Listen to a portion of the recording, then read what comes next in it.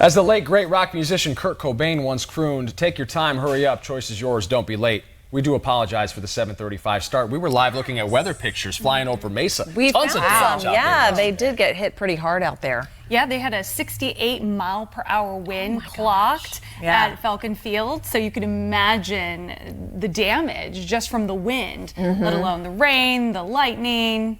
It was kicking up pretty good. Yeah, fortunately we haven't heard anything about injuries though, so that's some really good news there. Because I mean, massive tree where Matt Uris was that went down, pretty crazy. We're going to take a look at some of your videos and pictures that you sent in of some of the storm damage. But if you have anything in particular that comes to mind regarding the monsoon activity we saw yesterday and we'll see again today, hop in the comment section right now and drop it in there for us. We'd love to share what you guys saw and heard last night. But first, we have to get to a topic that we were all heated about this morning on Today. Oh my gosh, yes. This is apparently a thing. So everyone is kind of talking about this one, especially families with kids who are in college or getting ready to go to college. So a report from ProPublica says this is ProPublica, Illinois, and the Wall Street Journal, those are the sources, are showing that families are apparently giving up guardianship of their children to relatives or friends to make them eligible for financial aid. So the University of Illinois actually started the investigation after some high school counselors at schools in affluent communities started asking questions about low-income orientation programs. So just so you know, this is apparently not illegal, but there is an investigation. It seems hard for me to believe that this is not, because to me it's a form of fraud. So we had a smaller version of this story in our show this morning where we said, hey, rich people are using this loophole to get their kids into college on the cheap. And one of the first things I said to our producers when we met right before this after show was, I need an example of this. I need proof. And Rachel just read some of it to you. Apparently, this is something that's a little more prevalent than any of us realized. And for the people out there who can't afford college, this is really just a slap in the face to them. Because there's only so much of that low-income assistance to go around, and the fact that people are taking it that have no need for it, they're taking advantage of it. So what they do is they say, okay, you've got like a sophomore in your home who's your child, and you say, okay, I'm going to give up custody and sign it over to, I don't know, an aunt or a friend or somebody who clearly makes much less money.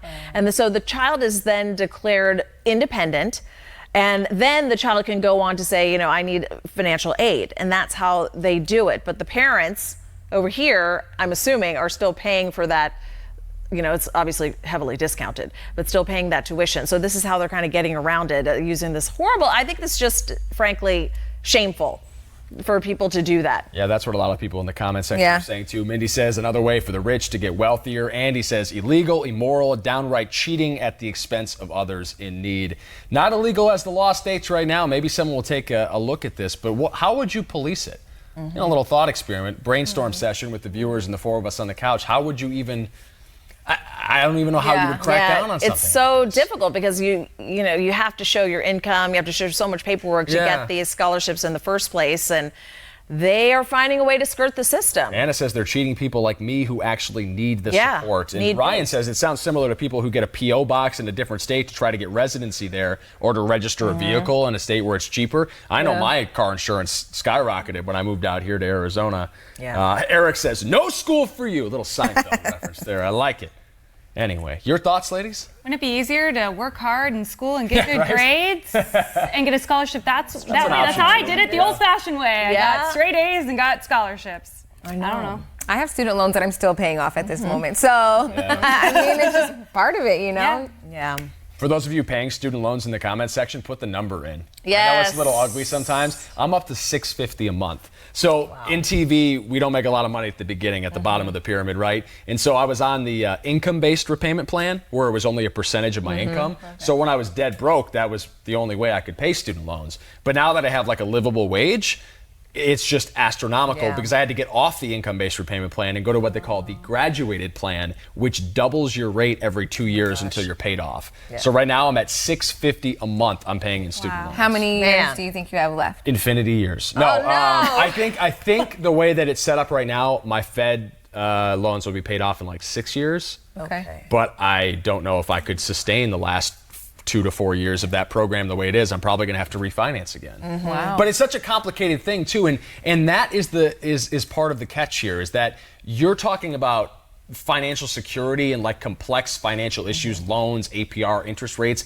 with high school kids. Yeah. I mean, a lot of these kids can barely drive their cars to and from school, let alone think about their future selves 30 years down the line paying off a high interest loan that they signed. I think they know that, which is why they take advantage of people at that situation. And that this stage is how in we their end life. up in the student loan debt crisis we are right now, where we're talking umpteen billions of dollars that aren't being But this repaid. is just crazy to think you do have the means, you're a wealthier family, you're able to afford to send your kids to a good school.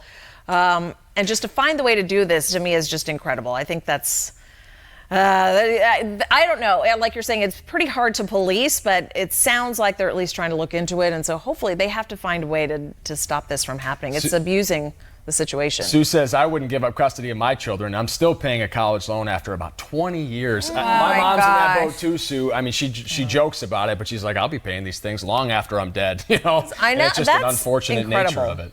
All right, we'll get to some more of your comments on the student loan situation. Wanted to say hi to everybody just joining the show. We've got over 200 live viewers right now. Woo! It's rare that we crack 200 live viewers. So hello to everybody. Thanks for watching the Today in AZ After Show. If this is your first time here, this is an extension of our on-air brand. It's not a news program. Not a newscast. More of a conversation. If you can jump in the comment section and say hi or weigh in with your opinion, we'd love to show you some love on the show. We're going to take a break from our talking topic and get to our ICYMI. In case you missed Today in AZ on 12 News this morning, we had all sorts of fun hiding one of the Cardinals' special commemorative footballs. Meet the woman who found the ball that we hit out in Mesa. Close to home. Okay, from a downer to a real Yes. upper. We have a winner, everybody. Let's go back out to Mesa right now. Pioneer Park, all aboard. We found ourselves a Cardinals fan.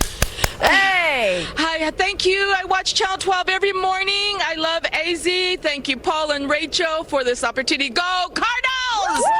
That is a Cappuccino who found the commemorative ball this morning. She didn't want these tickets, but she's excited about it. Good work, my friend. Oh, this is awesome. Thank you for participating in our scavenger hunt this morning. There are still something like 50 balls left hidden out there for the rest of the week. If you don't have one by now, you could still go out and get one. There is still hope. I know. Love her energy. Yeah, she was so excited. She Can you was imagine pumped. watching the TV? You're like trying to wait for the clue. You're like, okay, where do I go? I know, she was quick too. Anytime you get a grown woman jumping up and down like that, how does that not make you excited? Like how are Price you is not Right. smiling I at that? know. Hey, just a heads up, by the way, Yes. 12 News was actually bestowed 2 more of those commemorative footballs, and they are hiding them this evening. So watch First at 4 and 12 News at 10 for clues as to where you can find them. I think they're going to do something similar to what we did, some sort of scavenger hunt. Yeah. We did it in stages this morning. We had the ball in the studio. We put it in a car with our executive producer, sent it out on the road, and then we showed you varying shots. Yes. You know, a tight, medium, wide shot of where it was Wider. hidden. And then Annette went out and found it. So congrats to her. I know, and we had some. We weren't great on the clues either. It was really just like East We were Valley, very ambiguous. Yeah, I know, right? And then it just zoomed in on the ball. wrought iron in the And I'm like, background and a wow. ball. I'm like, wow, we're not really giving great clues She this still morning. You found had to it. earn it, and Yeah. she earned it. Yeah. Well, because there's a few parks that have trains around the East Valley. Yeah, right. So, yeah, good for her. Yeah, I thought it was going to be, to me, it looked like a school playground when I first saw that super Yeah. tight picture. Yeah. So I thought it was going to be something like that. But, yeah, we're not really helping you out with the clues. So you really have to be on it. And watch us. All right, let's talk about some monsoon activity, shall we? Crystal, first of all, let's just start with what's on tap for us today because Yeah. we're not done with these storms yet. No, we still have some light showers right now, hit and miss in the East Valley. For the rest of us, it's a cloudy affair this morning. But then again this afternoon, our atmosphere still has some gusto to it, and it still has a lot of moisture that it's sopped up. So we still have that moisture. We still have the flow. We'll still have that energy. It's going to be kind of that hit and miss variety again, where you could have some areas that get some of the more heavy-duty storms, others some light showers. But where we do have some of those more potent storms, flash flooding is going to be a big risk again today. Strong gusty winds could top 40 miles an hour easily. Lightning, of course, is a threat with any of those thunderstorms. And in the higher terrain, penny-sized hail might be juggled into that mix. So once again, another day to have your ears perked, not only for those lingering showers this morning, but again this afternoon. I was going to say, yeah, when is it coming this Trigger afternoon? some additional showers and storms. Yeah, I mean, they're in progress right now, and we'll just keep adding throughout the day. But you'll notice, obviously, some lulls and then more action-packed You're looking at the live satellite and radar right now as it sort of rolls through the morning. Let's get to some of the videos and pictures that you guys sent us, our 12 News weather watchers, in this morning's Freshly Squeezed Juice. We showed a few of these via tag board this morning on air, but a lot of them bear Look watching at that. again. Wow. Look at the lightning strike that Pete caught there. This was off West Queen Creek Road. He was trying to get lightning shots. Oh, and he got lightning shots. Said his Nikon got rained on a little bit, though. Hopefully you got a camera bag out there, my friend. Yeah, just look at this one. Check this one out. So we saw this from Brian. We had this one on earlier today, and this one really shows the wind. If you can see the trees in the background, the wind is just blowing them. That was the thing that was so incredible to me, was watching it yesterday just from my house indoors, taking video, is how it was coming sideways because of that wind. I love this one. This one Brian sent, and I love just how he captured this here and framed it up with the big dark clouds. Yeah, so what is the that, sun. Crystal? So that's a downburst. So you have this strong burst of wind heading down, and then when it hits the ground, it's got to go somewhere, right? So it spreads out, and that's that rain coming down with it. Very cold air in the higher levels of the atmosphere can, a little bit drier air too, can allow that rain to evaporate and kind of, it's colder, it's denser air, it drops like a rock, and so that's where you get that downburst. Yeah, Chris got another great lightning shot. I love the lightning pictures. They're so pretty. Oh my gosh. You got to really be working to get one, though. Yes. That's the thing. I tried to capture a little bit of it yesterday, but it doesn't look right on your phone, and you got to get it at the right moment. And we'll leave it to the experts like these people. This one pouring out in Gilbert. #AZ. I feel like the East Valley got hit really hard. Paul, you're in Central Phoenix, downtown Phoenix. Did it get you? So this was my night last night. So I play a weekly golf game with some of the guys from work. Cam Cox, one of our sports guys, Mitch Carr, who anchors on the weekends here, and our newest addition, Matt Uris, who experienced his first monsoon storm last night. So we were out on the golf course. We were out at Lookout Mountain, up the 51, just north of Cactus, right before you hit Thunderbird Road there. And if you've ever been up in that area, it is, beautiful. You couldn't find a more scenic area to watch those monsoon storms roll in. Wow. And we could see the dark clouds working their way as we were out on the course. And then pretty soon they were over our heads. We were just approaching the tee box on 17 there, on the back nine of that golf course. And I don't know if you ever played at Lookout Mountain, but there you are like a mile from the clubhouse. You got to drive your car all the way back up 7th Street to get to the clubhouse. And that gust of wind, you know what I'm talking about if you've experienced monsoon. Just that one gust of wind, and the hair stand up on your arms, and it's like 15 degrees cooler, and then the wind just starts to pick up more rapidly. And I just told the guys, I said, we got to go. Like, we're not finishing this round. We're a mile away from the clubhouse. There's no way we're going to make it. So Cam and I were in the same cart, and we just bolted right for the clubhouse. Matt and those guys tried to continue playing, and then I think they figured out pretty quickly that was a bad idea. We got in the cars. We headed south back down to Phoenix. To answer your question in a very roundabout way, Vanessa, I just got on the 51, and it was raining pretty much steadily all the way into downtown Phoenix. Little sparks and spits and stops, but it was pretty steady. We got a good overnight rain. I thought we had hail at one point because it sounded so loud. Yeah, they were like the big old raindrops, right? But that is the nature of the beast, where you can be outside, you let your guard down because you see the sun shining. You're going to see that possibly today in between the clouds, and all of a sudden, boom, just like that, strong gusts, rain in the snap of a finger. And some of the gusts up, I was checking some of the observation stations, probably where you were playing, Paul. Gusts nearing 40 miles an hour. We had an official reading of 40 miles an hour at Phoenix Sky Harbor, 68 miles an hour at Falcon Field in Mesa. So some very strong winds. No wonder there was so much damage in the uprooted trees. And my area wasn't that bad. We got a little bit of rain, and then that was it, like some winds, and then it stopped. I'm like, where'd it go? I was waiting because I was like waiting, and I'm looking, and then it was over. I was happy to see it. We have a lot of succulent issues at my house. One's already died. Oh no! But the other ones are kind of hanging on. But I'm like not willing to give up on it just yet. I'm like, it will revive itself. Just looking at it every day. But I was happy to see the succulents get some rain yesterday because they look pretty drink sad. of water. Yeah. That's the thing about succulents, though. Like, they don't need a whole lot of that stuff, so you can kill them with the extra water. That's how I do it. I've got a body count at my place. I can't keep succulents alive. I'd say roughly 15% survive. I try so hard because I kill everything. So I'm like, surely this will live under my watch. Nope, false. Try a cactus.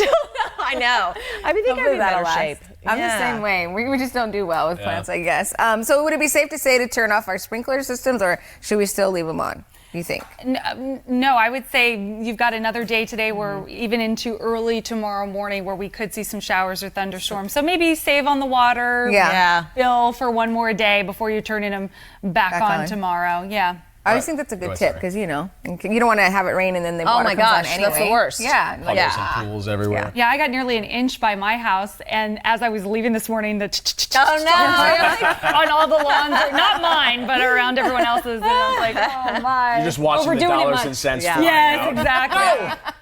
Exactly. All right, we got only a couple minutes left in the show, so let's get back to our talking topic. Yeah, and get to you a few guys more of your like this comments. one. If you're joining us a little late, we were talking this morning about a loophole that's allowing wealthy people to get their kids into college by giving up custody, basically, of them and making the child financially independent so they qualify for student loans that they normally would not qualify for.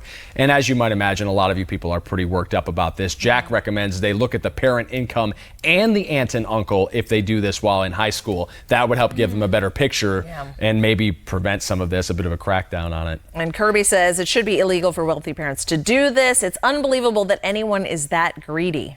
Lorena says this has been going on for years, as far back as 1989 in the Desert Southwest colleges. And Connie says that's why the wealthy stay wealthy and the middle class stay in the middle class. If you ain't cheating, you ain't trying, right? That's the old expression.